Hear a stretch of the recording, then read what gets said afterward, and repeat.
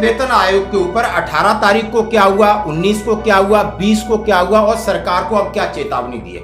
हाँ जी दोस्तों, सिर्फ 1 महीने का टाइम दिया है कि सरकार जो हमारी मांगे हैं टर्म्स ऑफ रेफरेंस की और जो हमने कहा है कि अधिसूचना आप जारी करिए और इसमें गति दीजिए, क्योंकि आप जो टाल मटोली कर रहे हैं उसके ऊपर कड़ा संदेश दे दिया है। साथियों, कल 19 सितंबर को आप तमाम साथियों ने देश भर में जिस तरीके से 8वें वेतन आयोग की मांग को लेकर के हर शाखा के स्तर पर जोरदार प्रदर्शन किया और 8वें वेतन आयोग को तुरंत बैठाने की भारत सरकार से मांग की, साथ इसके 19 सितंबर 1968 के शहीदों को आपने श्रद्धांजलि अर्पित की। इससे तमाम पूरा रेल कामगार जो है वो भी नहीं, देश के तमाम केंद्र सरकार के कर्मचारी, राज्य सरकार के कर्मचारी आपके इस एक्शन से विभूत हैं। मैं भी आप तमाम साथियों को हृदय से आभार व्यक्त करता हूँ।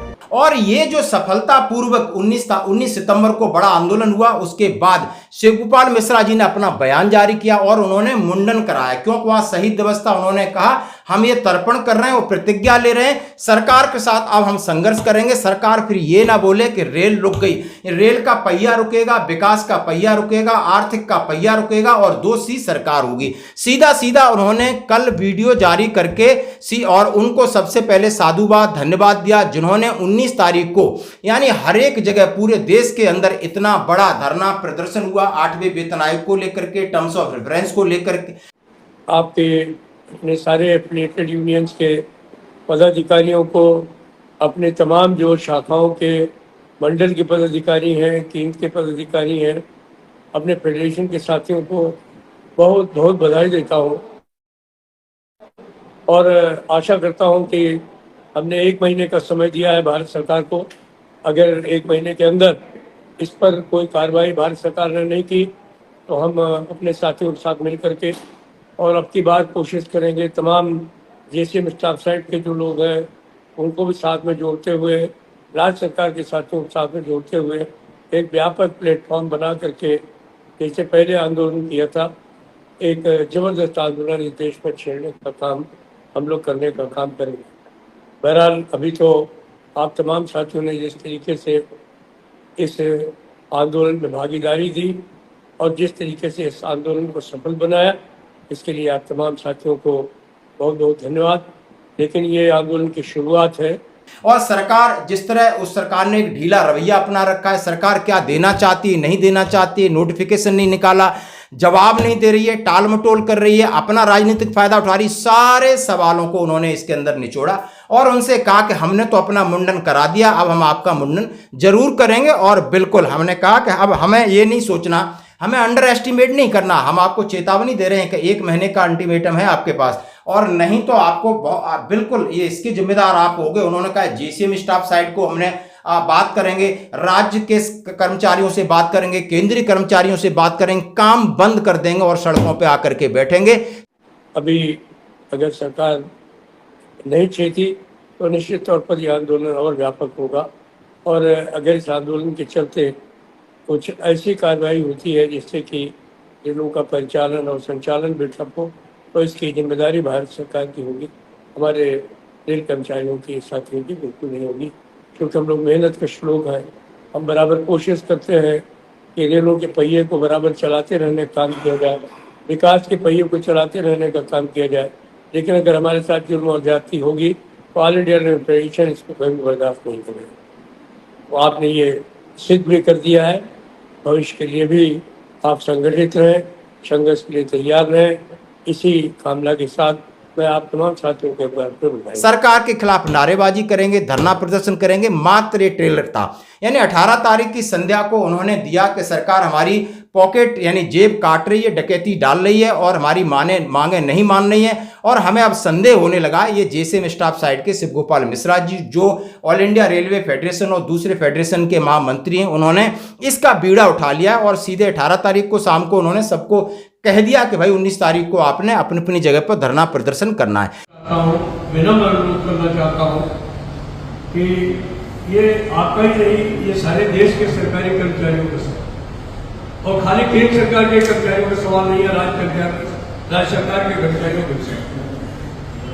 सरकार ने इसको बिल्कुल राजनीतिक जो है वो स्वरूप दे देने का काम किया, क्योंकि उनको मालूम था कि दिल्ली के चुनाव हार जाएंगे, तो इसलिए उन्होंने पूरी कोशिश की कि जो भी पिटारा खोला जा सकता है सरकारी कर्मचारियों के लिए खोलने का काम। तो इनकम टैक्स में भी छूट मिल गई आपको, और आपको जो है वो पे कमीशन का जो है वो अनाउंसमेंट। लेकिन अभी आप देखिए कि अनाउंसमेंट के बाद उस समय तो ऐसा लगा था कि ऐसे लग रहा था कि बस अभी कल ही ये कमेटी बन जाएगी, फौरन हो जाएगा। मैं कहीं बाहर था तो मुझे फोन करके वापस बुलाया गया, कमेटी सेक्रेटरी ने कहा कि टाइम्स एंड रेफरेंस पार में फाइनल कर लीजिए। तो मैं पछाड़ करके आकर के उसकी मीटिंग को किया, और मीटिंग करने के बाद में जो हमें कहना था, हमारे लोगों को कहना था, उन्होंने कहा कि उसको लिख के भी दे दिया। उसके बाद में फिर सन्नाटा।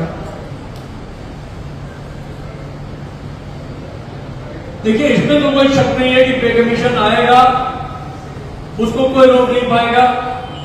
पे कमीशन 1 जनवरी 2026 से ही लागू होगा, उसमें भी कोई 19 तारीख को पूरे देश में धरना प्रदर्शन हुआ, उसकी आप तस्वीर देख सकते हो। वहां पर भी कहा गया कि सरकार दिल्ली चुनाव का फायदा ले लिया, बिहार चुनाव का फायदा लेगी, उत्तर प्रदेश चुनाव का फायदा लेगी, उसको कर्मचारियों की लगातार अनदेखी कर रही है। उसमें बहुत सारी मांगे उन्होंने कहा, 18 महीने का डीए का एरियर खा के चली गई सरकार, और झुंझुना पकड़ा दिया, ओपीएस दिया नहीं, उसके बाद यूपीएस दे दिया, और उनकी और भी मांगे थी। और 19 तारीख को उनका शहीदी दिवस था, और शहीदी दिवस के ऊपर इस सरकार की नीयत बता रहा हूं आपको कि जो कैबिनेट की मंत्रिमंडल की बैठक में जो फैसले होते हैं और उसके जो नोट जारी होते हैं, पीटीआई के अंदर उसको सर्कुलेट किया जाता है, उसको प्रकाशित किया जाता है। ऐसा कोई नोट मंत्रिमंडल की बैठक के निर्णय का जारी ही नहीं हुआ, आज तक नहीं हुआ। केवल और केवल हमारे ब्रॉडकास्ट मिनिस्टर जो रेल के मंत्री भी हैं, माननीय अश्विनी जी वैष्णव साहब, उन्होंने ब्रीफ कर दिया कि कैबिनेट में यह भी नहीं किया कि निर्णय हुआ, उन्होंने ये ब्रीफ कर दिया कि मंत्रिमंडल की बैठक में चर्चा हुई और ये 8वां वेतन आयोग गठित कर दिया गया है। ये उन्होंने कहने का काम किया, इतना सा कहने का काम किया, और उसी का कारण है कि वो नोट नहीं निकलने के कारण आज तक पे कमीशन की टर्म्स एंड रेफरेंस अंतिम रूप नहीं ले पाई।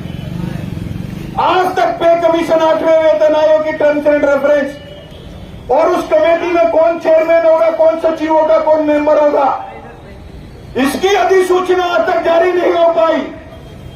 और कितने महीने हो गए, और क्या जल्दी पड़ गई थी सरकार को कि दिल्ली विधानसभा के चुनाव से ठीक पहले इस बात का जो है प्रोपेगेंडा घोषणा कर दी है, विदाउट टेकिंग एनी नोट घोषणा कर दी। क्यों करी? क्योंकि दिल्ली के अंदर